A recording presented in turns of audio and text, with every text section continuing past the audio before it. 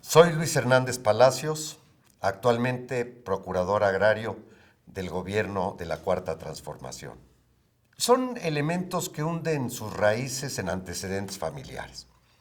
Primero, mi abuelo Isidro Hernández Palacios fue coronel zapatista en la Mixteca Alta en Oaxaca y a la derrota del Ejército Libertador del Sur ante la persecución de los carrancistas en esa zona migró a Veracruz. Mi padre fue maestro normalista, abogado, y fue, entre otros, autor del proyecto de la educación socialista que se implantó en Veracruz en el gobierno de Vázquez Vela, que luego fue secretario de Educación en el gobierno de Cárdenas y lo llevó a desarrollarlo como proyecto nacional. De esta herencia cultural, mi vocación fue la búsqueda de la justicia, inicialmente a través del derecho, pero hubo dos hechos históricos, uno nacional, otro internacional, que marcaron mi vida y le dieron un rumbo hasta la fecha. El movimiento del 68, en el que participamos activamente al lado de mi hermano, de compañeros, y que terminó en lo que sabemos una brutal represión, que nos obligó a buscar alternativas. Y en la búsqueda, con el triunfo de la Unidad Popular en Chile y las expectativas que en ese momento se abrían a nivel de nuestro continente, viajé a ese país a estudiar mi doctorado bajo la tutela y orientación de quien fue mi maestro por muchos años y en la vida, Ruy Mauro Marini. Nos tocó el golpe de Estado en Chile, participé en los días iniciales en la resistencia activa en el país y posteriormente viajé a México, en donde al lado de Marini continuamos el trabajo de solidaridad con los pueblos de América Latina. Creamos un centro de información, documentación y análisis del movimiento obrero latinoamericano, donde participaron compañeros de diversos países de nuestro continente en un proceso de creación y de crítica a la acción social existente para buscar nuevas alternativas.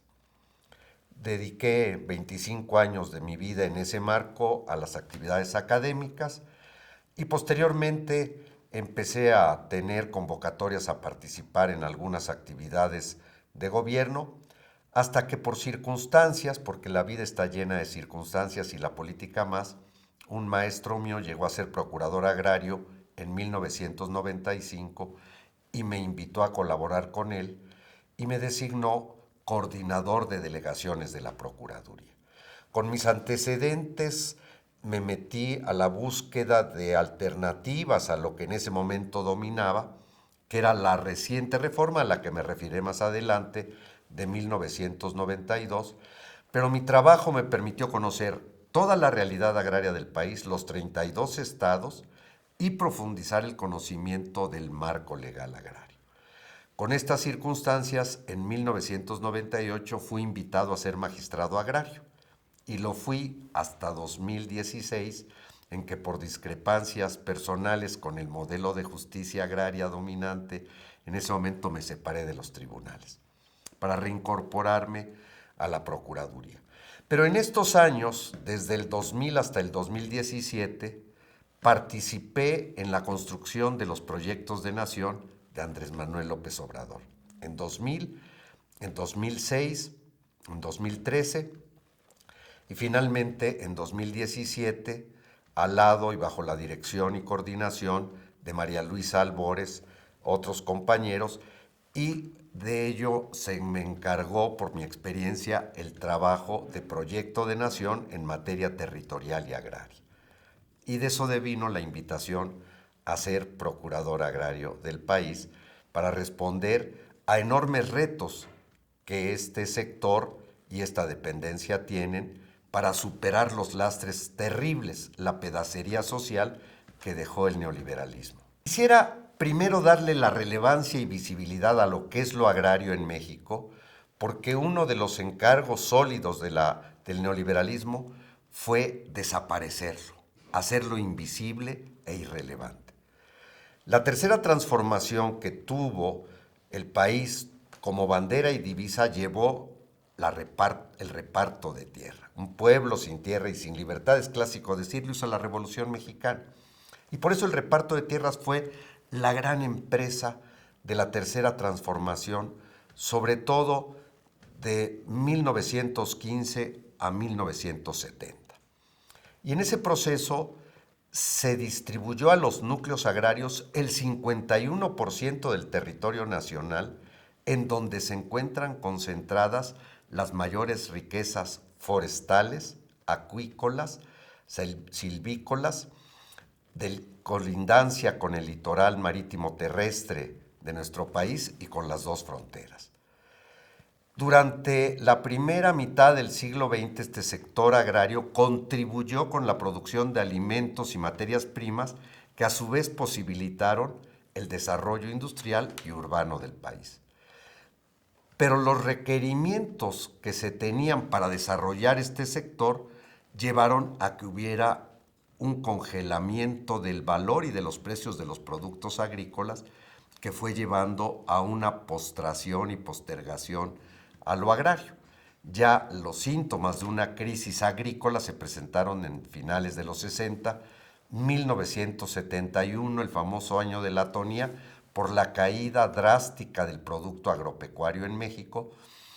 Y los gobiernos entonces, en lugar de buscar desarrollar y mantener el enorme aparataje de apoyo institucional que tenía lo agrario, porque no solo era el reparto de tierras, era infraestructura, agua, riego, semillas mejoradas, precios de garantía, abasto, fueron abandonando estas políticas, lo que no hizo sino profundizar el deterioro en el campo y en particular en los núcleos agrarios.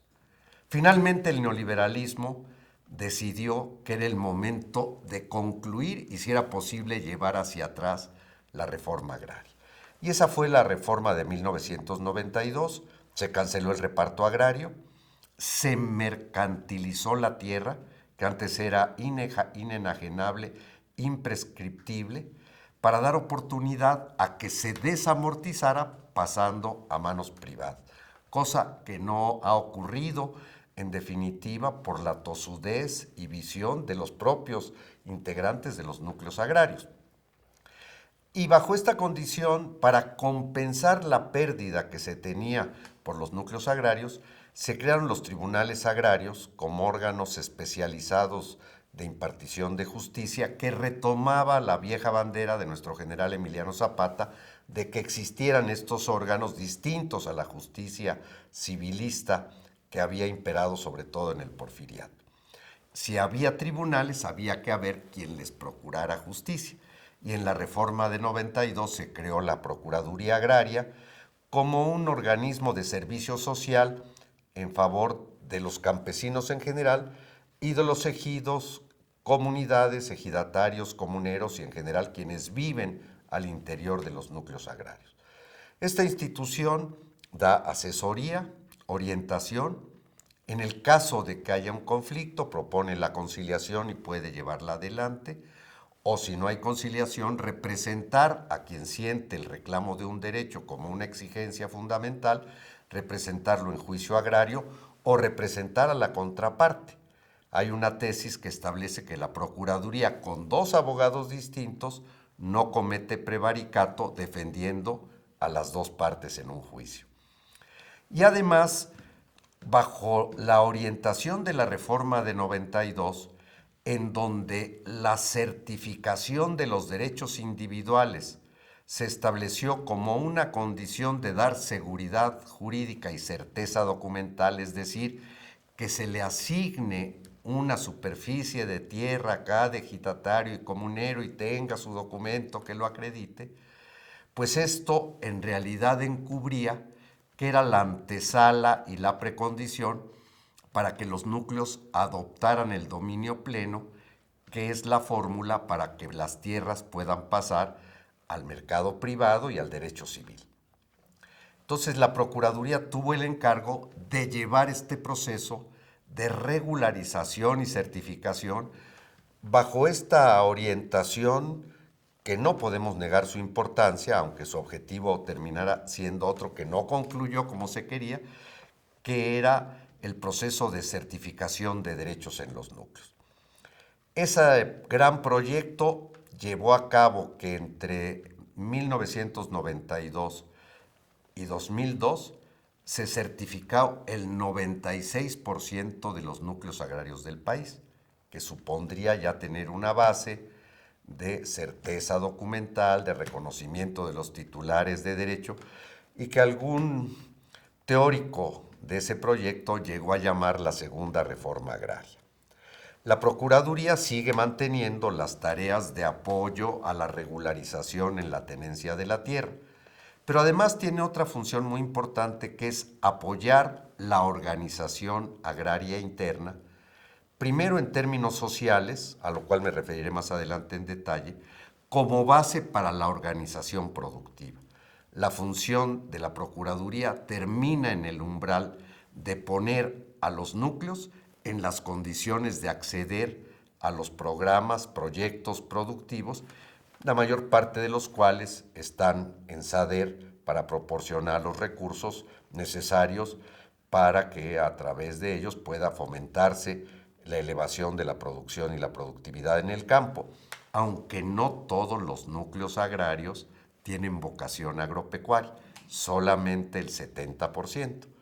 El resto tiene vocación forestal, tiene vocación acuícola, tiene vocación piscícola, y han aparecido elementos nuevos, recientes, vocación turística y vocación de apoyo a las actividades extractivistas de la minería, en lo cual, con motivo de la propia reforma de 92, se subordinó a los núcleos agrarios, porque la reforma de 92 no solo fue terminar el reparto agrario, fue escindir y romper un concepto integral de territorio que provenía desde los pueblos originarios.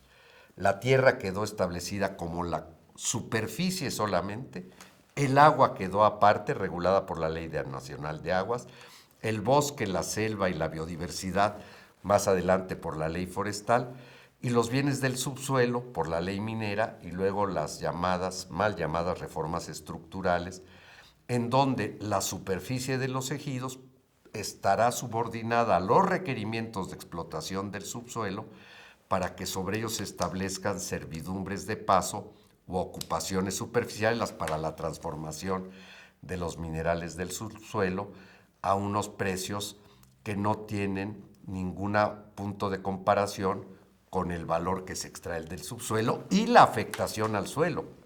Un núcleo en donde se instalan los procesos de transformación primaria de la minería queda inhabilitado. Se llegó a plantear que una alternativa sería la compensación a través de que la minera le comprara otras tierras a los ejidos que son afectados por estos procedimientos y lograr puntos de equilibrio.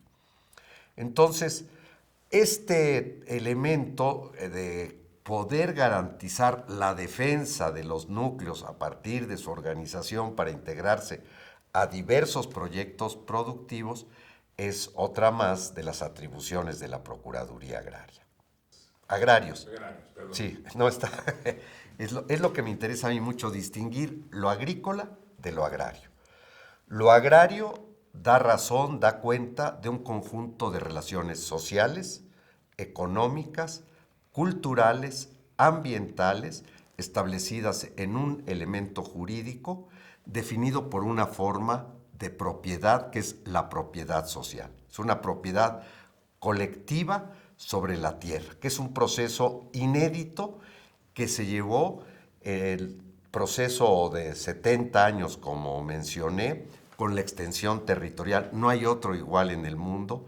Y esta realidad quedó para ser un elemento constitutivo y constituyente de México mientras éste exista. Entonces, bajo esta condición, lo que tenemos que partir evaluando es cuál fue el saldo de la reforma de 92, acumulado a lo que desde los 70, 80 venía sufriéndose. Primero, un gran problema de empobrecimiento. El 60% de quienes viven en los núcleos agrarios viven en pobreza. y el 20% en pobreza extrema, por falta de oportunidades del aprovechamiento de los bienes de los que son titulares. Segundo, vinculado con este proceso, pues está el de la migración. Entonces ha habido un despoblamiento de varones en edad productiva en algunas regiones del país, lo cual ha tenido otra consecuencia, que es la feminización en el trabajo del campo sin que tengan reconocidos los derechos las mujeres. El padre, el esposo, el concubino migraron y quien se quedó al frente de la tierra fue la mujer, pero el titular es quien no está.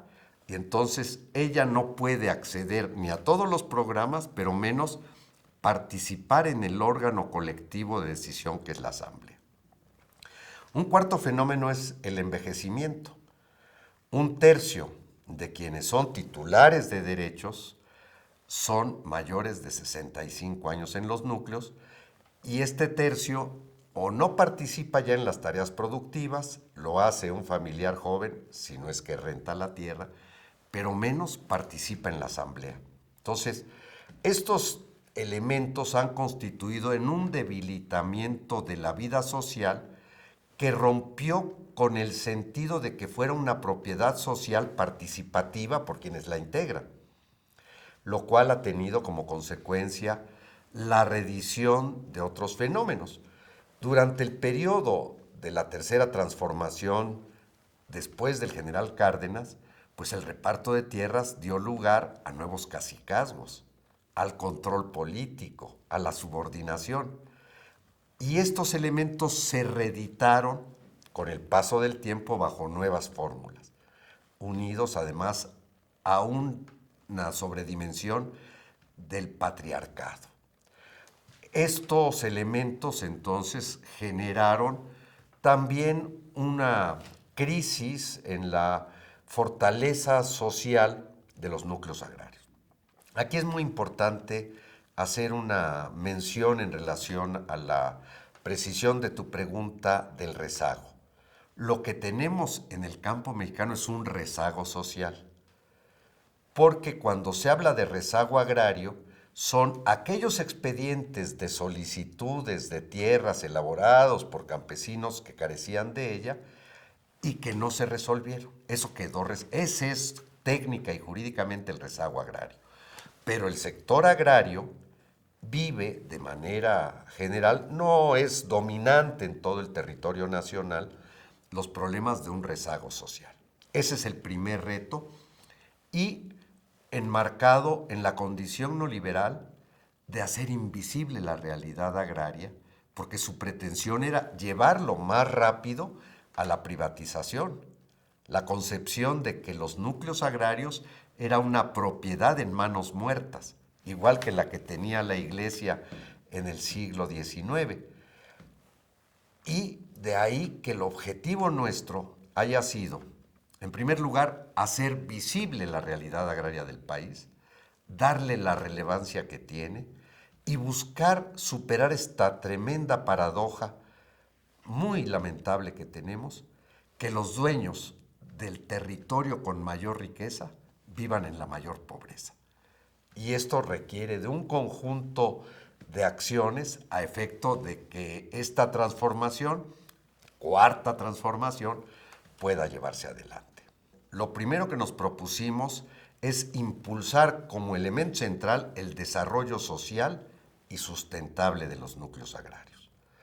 Partir de la reconstrucción de la noción de territorio. Las legislaciones agrarias de 1916, que es la primera ley agraria, aunque fue un decreto de Venustiano Carranza al que le ha dado llamar la primera ley agraria porque estableció las acciones del reparto, hasta 1992 entregaban tierras, aguas, bosques, pastos y selvas, recuperando esta noción integral del territorio. Entonces hoy creemos que a partir de la experiencia propia de los núcleos agrarios y la aportación muy importante del sentido y reflexión de los pueblos originarios, podemos establecer el concepto de territorio como la propiedad social y que incluye la tierra superficial, el agua superficial, el bosque, la selva, los pastos, los bienes de la biodiversidad que se encuentran ahí presentes, el conocimiento tradicional, los lugares sagrados y los lugares de contemplación. Todo esto, la asamblea del núcleo tiene que asumirlo como propio y decidir qué hacer con ello. Un elemento poco incorporado en su vida jurídica, sobre todo, aunque sí en su práctica social, es el conocimiento tradicional. La medicina tradicional, que es un conocimiento propio y que tienen que decidir los núcleos qué van a hacer con ello. Afortunadamente acaba de expedirse la ley sobre el patrimonio cultural de los pueblos indígenas.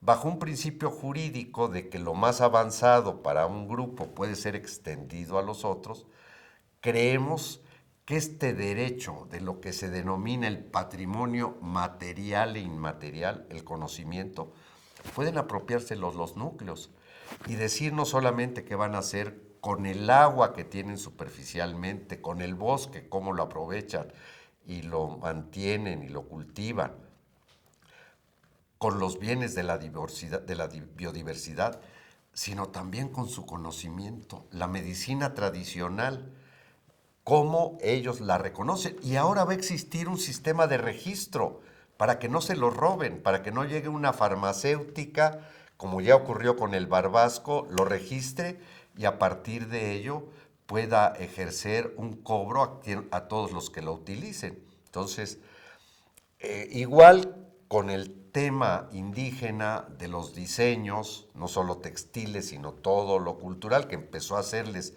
robado y falsificado, pues hoy démosle un contenido, primero que los núcleos sepan que todo eso es propiedad de ellos y cómo lo van a aprovechar colectivamente en su beneficio. Entonces, esta noción constituye el punto de partida más importante. En términos operativos, son dos elementos estratégicos los que intentamos y hemos llevado adelante, no con la velocidad que quisiéramos porque la pandemia nos significó una demora de 2 años. En 2021 hubo municipios y núcleos agrarios que se blindaron y no permitían la llegada de personas ajenas a ellos, lo cual nos dificultó el trabajo. Podíamos hacerlo a través de los medios de comunicación modernos, esto nos sorprendió también. Logramos mantener comunicación a través de redes sociales con los 32.200 núcleos del país y establecimos una alerta temprana de COVID en todos ellos. Y eso nos posibilitó tener ese diálogo, pero no teníamos una capacidad de atención para impulsar estos programas que además intentan romper y alejarse del paternalismo y manipuleo estatal.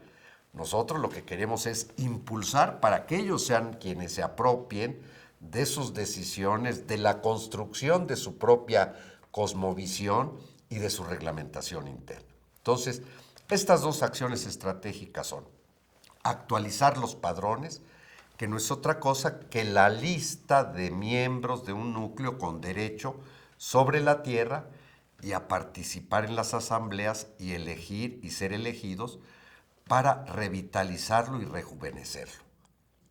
Segundo, la actualización de los reglamentos internos, que es la ley interna en los ejidos puesta a nivel de sus determinaciones particulares, en donde tienen la posibilidad de integrar lo que la legislación neoliberal separó, la tierra, el agua, el bosque, tienen hoy la posibilidad de reintegrarlo y por eso la orientación que estamos dando es que los reglamentos se actualicen a través de procedimientos de reflexión colectiva participativa, crítica, y que a partir de estos elementos puedan incorporarse las siguientes dimensiones. Primero, derechos humanos con perspectiva de género. Poner a las mujeres al frente, reconociéndoles sus derechos, para que tengan no solo la posibilidad de que tengan el acceso a la titularidad de las tierras, sino a participar en asambleas y ser electas como parte de los órganos de representación. Segundo, conservación, restauración y rehabilitación ambiental. Una condición muy frecuente, consecuencia nuevamente del neoliberalismo, perdón por la insistencia y repetición, pero es exponer una realidad cruda, es que se levantó el paradigma de un ambientalismo agrario, perdón, un ambientalismo abstracto, sin la gente y en ocasiones contra la gente. Para conservar el bosque hay que sacar a la gente estorba. Y por otro lado, un agrarismo abstracto también, en donde la apropiación de la tierra se oponía a cualquier cuidado y conservación de la naturaleza. Entonces, restablecer los vínculos entre lo agrario y lo ambiental al punto de hacer visible que lo ambiental es mejor negocio que la deforestación. Y tenemos, después hablaré también de programas particulares para ello. Entonces, primer elemento, derechos humanos con perspectiva de género. Segundo, el tema ambiental. Tercero, la creación de los comités de agua, alimentación, salud y bienestar, que pretendemos de manera práctica vincularlos a las clínicas de IMSS Bienestar para que puedan los núcleos tener la asesoría y la atención en la medida que este nuevo modelo de salud pública vaya extendiéndose, pero que recupere y modifique elementos que se han perdido. La alimentación en los núcleos agrarios viene teniendo el impacto del desastre de la mercantilización de la comida. No puede ser que en uno de los estados con mayor tradición de pueblos originarios y una riquísima dieta originaria, Chiapas, sea el mayor consumidor de las aguas envenenadas gaseosas y de las sabritas y todos los elementos chatarra que se ven. Tenemos que recuperar la cocina tradicional, tenemos que recuperar las prácticas del conocimiento tradicional en medicina y vincularlo con las prácticas del sistema de salud nacional. Tenemos que establecer cómo aprovechar el agua, que va siendo cada vez un bien más escaso, y que los núcleos primero se apropien colectivamente, pero establezcan su forma de distribución y de aprovechamiento. Cuarto elemento, la cultura de la paz. No solo es un elemento en contra de la violencia que es grave, sino fundamentalmente recuperar la solidaridad, la reciprocidad y la fraternidad en la vida interna de los núcleos. Recuperar prácticas que el presidente ha insistido en que tenemos que poner de pie, el tequio, que es el trabajo colectivo en beneficio social dentro de toda la vida del país, en el sector rural y en particular en los núcleos. Y otra práctica que también se ha perdido, la mano vuelta. Hoy te ayudo a ti para trabajar tu tierra, para construir tu casa, y el día de mañana tú me ayudas a mí. Y esto va generando entonces vínculos muy sólidos en donde quienes son depositarias de las mejores tradiciones de la fraternidad y la cultura son las mujeres.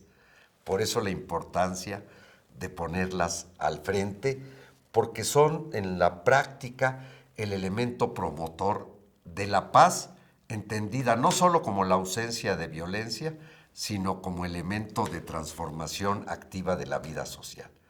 Y el último elemento es el multiculturalismo, para generar también una tolerancia en la cual los pueblos originarios, que en una alta proporción corresponden a núcleos agrarios, puedan sus valores tradicionales y culturales ponerlos como un elemento de extraordinaria significación. El pasado día 9 de agosto se publicó el decreto de lugares sagrados y caminos sagrados de los pueblos Wixárika, Odam, Nayeri y Mexicaneros, que es un paradigma para llevarlo a otras regiones de pueblos originarios en los 6 planes de justicia en los que estamos participando con el INPI, y que estos elementos contribuyen al fortalecimiento de la vida interna y del aprovechamiento racional y sustentable del territorio. Y queda claro que entonces este elemento social está indudablemente vinculado a la transformación de la sustentabilidad.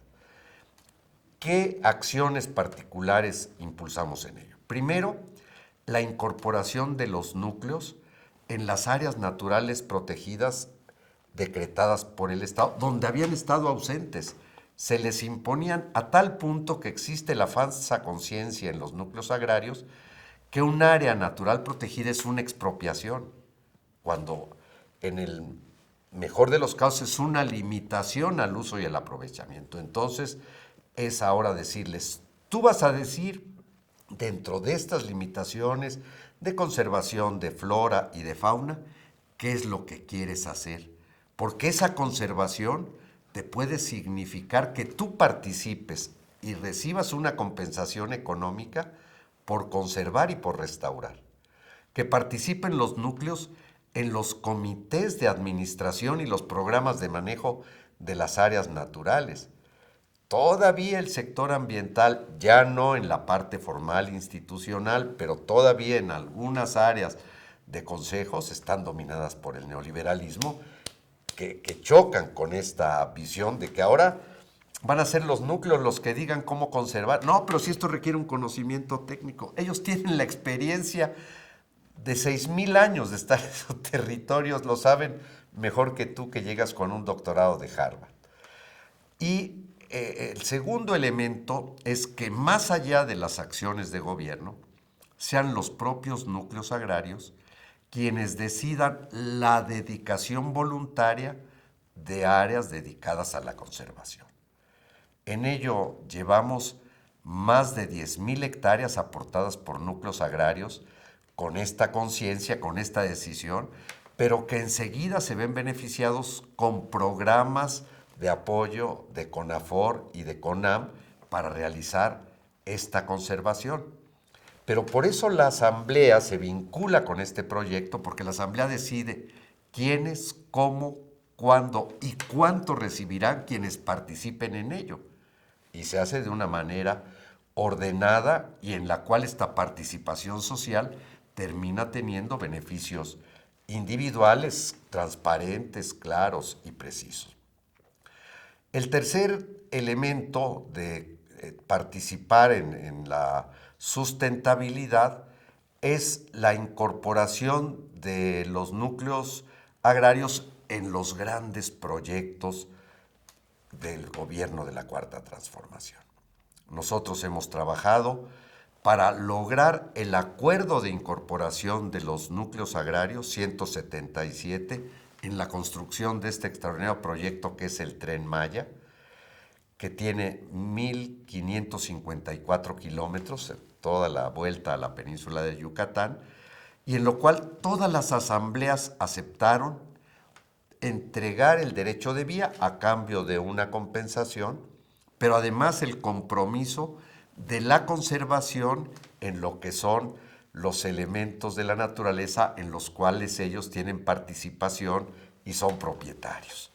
Y que con esas condiciones puedan incorporarse al proyecto que es más allá de la construcción del tren. Es un proyecto de transformación social con un contenido ambiental.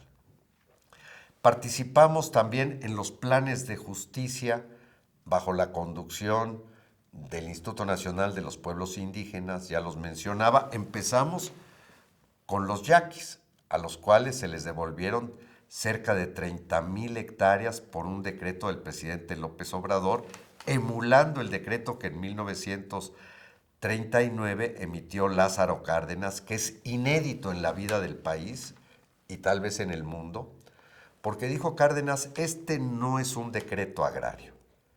El Estado mexicano reconoce la propiedad de las tierras del pueblo yaqui que le han sido usurpadas ilegalmente. Pero no se le pudo dar cumplimiento por deficiencias técnicas, por oposiciones sociales, hasta que finalmente quedó anulado en el gobierno de Zedillo. El nuevo decreto de López Obrador pone en pie y retoma el sentido que el propio Cárdenas dijo: esto no es un decreto agrario, es un decreto de soberanía reconociendo la autonomía del pueblo yaqui, de una extraordinaria riqueza y profundidad. Además de eso están, en el caso de Sonora, los planes de justicia, un solo plan de justicia de los pueblos Guarijío, Ceris. En el caso de los estados de Nayarit, Durango, Zacatecas, está el al que referí, de los pueblos Huixárica, Odam, Mexicaneros y Nayeri. Está el de los chinantecos en el sur de Veracruz, y muy recientemente el de los otomíes y chichimecas en los estados de Hidalgo y Guanajuato. En todos ellos, un elemento central de la justicia a los pueblos indígenas es la restitución de sus tierras. Y en ello la responsabilidad específica corresponde a la Procuraduría Agraria, unido a la conservación de los elementos naturales que se encuentran en estos territorios. Hemos avanzado de manera importante, pero no suficiente. Todavía los retos que quedan son enormes. Uno de los grandes consecuencias de la reforma de 92 en el sentido de la privatización de la tierra es un proceso de acaparamiento a través de procesos legales, semilegales y finalmente ilegales. En algunas regiones del país, especuladores de la tierra han adquirido parcelas, tierras de uso común, para especular con ellas. En ello hemos abierto un frente de batalla que va a llevarnos a presentar demandas de nulidad de los actos que dieron lugar a este acaparamiento. Hay 9 personas identificadas ya plenamente y sus acciones en territorio que acaparan 18,000 hectáreas en el país. Ese va a ser nuestro primer objetivo jurídico de representación de los núcleos para poder nulificar esos hechos, actos jurídicos, y darle la restitución a los núcleos. Pero indudablemente que esto es apenas el umbral de acciones de mayor envergadura que tendrán que realizarse. Lo primero es consolidar estas acciones de la transformación interna y devolverles poder de decisión y de ejercicio de control territorial a los núcleos. Pero no es suficiente. Requerimos reformas legales. Se ha trabajado tratando de limitar este proceso de privatización, de acaparamiento, pero tiene que ser más contundente. Hoy tenemos que limitar y definir quiénes pueden ser parte de un ejido que tiene que recuperarse, que sea un campesino sin tierra que trabaje la tierra. No cualquiera puede llegar y convertirse en un ejidatario nylon como ha ocurrido. Esto es algo que tiene que modificarse. Segundo, también los núcleos agrarios, en la pretensión de que participaran en proyectos productivos, tienen la posibilidad de aportar sus tierras a sociedades civiles y mercantiles. No ha ocurrido, por fortuna, en una gran dimensión por las diferencias y desconfianzas de las partes, pero donde se ha llevado a cabo en la gran mayoría ha sido una imposición de los inversionistas que terminan quedándose con la tierra, que no debería ser apropiada. Entonces, regular las formas de participación, priorizando la organización productiva de los propios ejidos, por ejemplo, a través de la creación de inmobiliarias ejidales, para que aquellas áreas de crecimiento, por el natural desarrollo de las ciudades o en áreas turísticas, puedan ellos mantener el control de manera permanente y aprovecharse de la plusvalía que esa tierra tiene, en lugar de dejarse engañar y seducir y por 3 pesos vender una tierra que el especulador va a vender en 3 millones. Entonces, esta segunda reforma también tiene que llevarse a cabo. Y creemos que en realidad tenemos que fortalecer el poder de la Asamblea como órgano de decisión colectiva y simplificar los trámites para la actualización de los padrones en función de la propia dinámica interna que se tiene. que los fallecidos puedan ser sustituidos fácilmente por su heredero sin que tenga que llevarse a cabo el juicio agrario, sino procedimientos sociales muy ágiles, que el que sea efectivo campesino que adquiera la tierra por necesidad de poder llevar a cabo su aprovechamiento pueda ser reconocido como ejidatario, que tengamos garantizada la posibilidad de la integración del patrimonio familiar en los núcleos agrarios. La sociedad conyugal no vale en lo agrario, no existe un patrimonio familiar. Cuando el dueño de la tierra, que el patriarca de la familia decide vender la parcela, lo único que necesita es notificarle a la esposa y a los hijos que la va a vender para que tengan la oportunidad de ejercer un derecho prioritario en la compra. Y si guarda silencio, pues se le dio por cumplido y se le vende al mejor postor.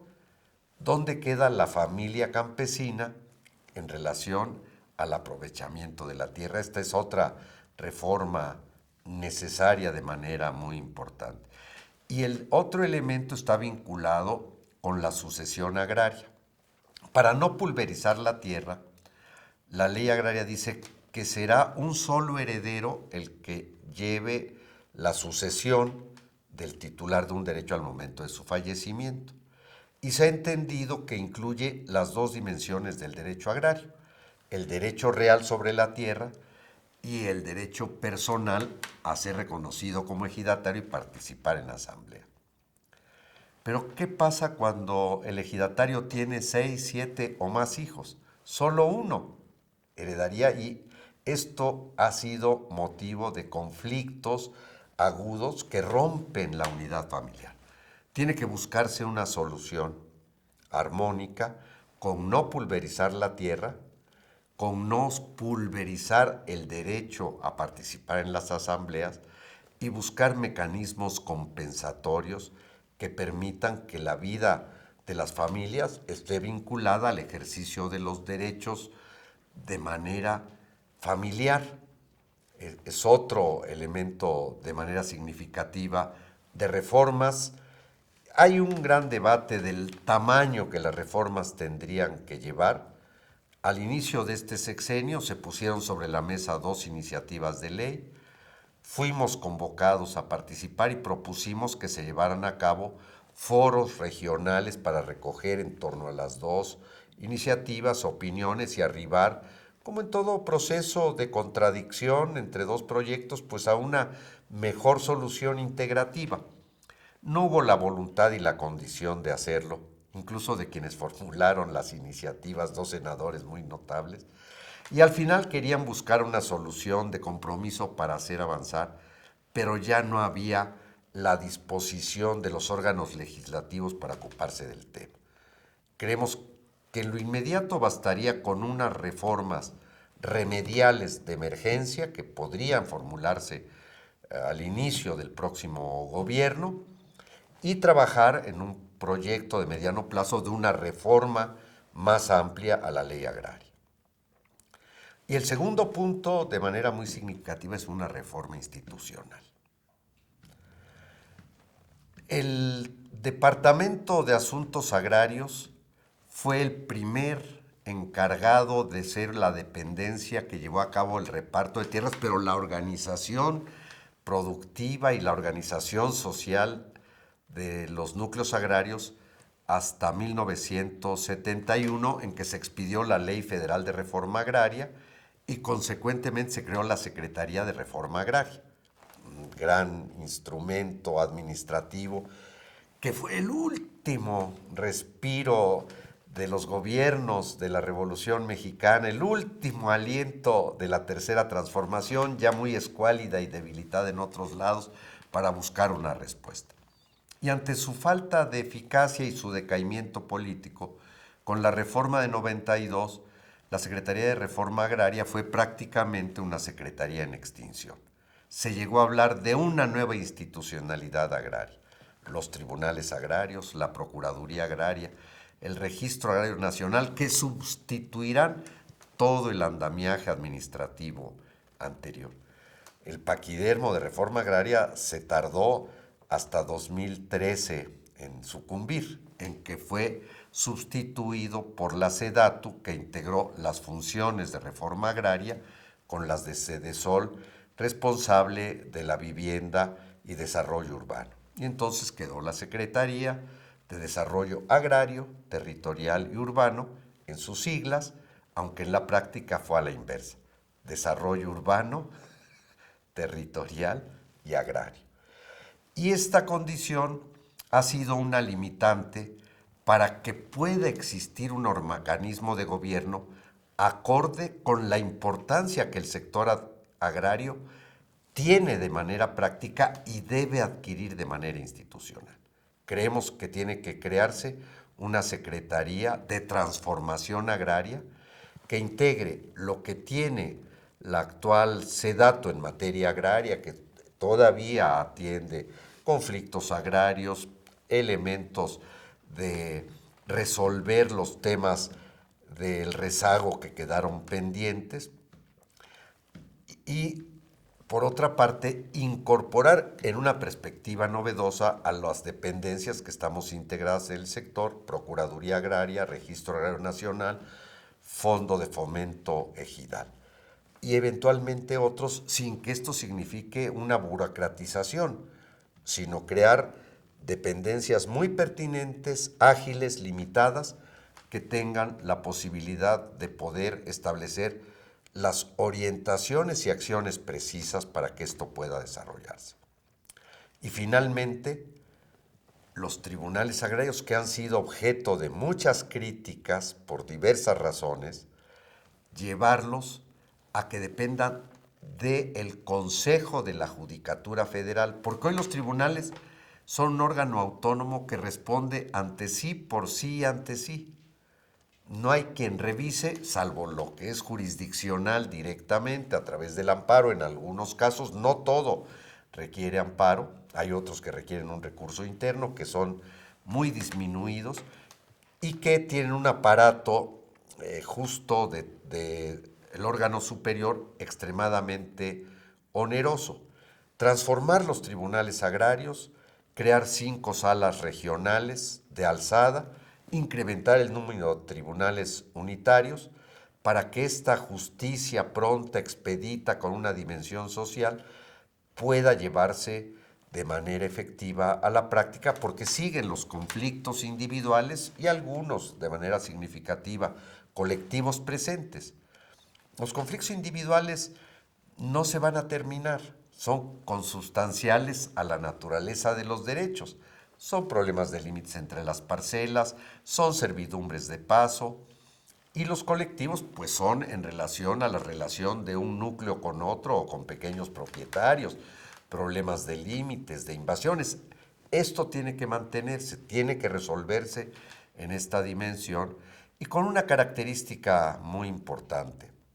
En la materia de los juicios agrarios prevalece la posibilidad de que en cualquier momento las partes pueden convenir para resolver de manera convencional, no siempre tan amistosa, pero sí convencional, porque se habla de una amigable composición. Bueno, una composición suficiente para poner fin a un conflicto y evitar que adquiera otras dimensiones sociales. Esto creo que son elementos necesarios de integrar, y esta perspectiva de que lo agrario, lo ambiental, el agua, la selva, el bosque, los bienes de la biodiversidad, el conocimiento tradicional, los lugares sagrados y los lugares de contemplación constituyan una unidad que debe tener un aprovechamiento de los núcleos en favor de su bienestar.